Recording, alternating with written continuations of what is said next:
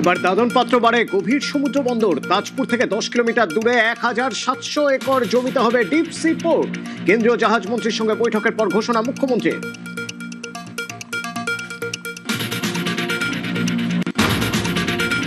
চন্দননগরের পর এবার বিধাননগরের মেয়রের ইস্তফা।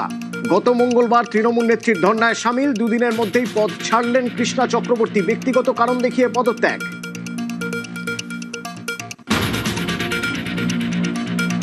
এবার গ্রেপ্তার অনুব্রত ঘনিষ্ঠ চালকল মালিক। সরকারি চাল চুরি, ব্যাংক গ্যারান্টির নথি জালের অভিযোগ।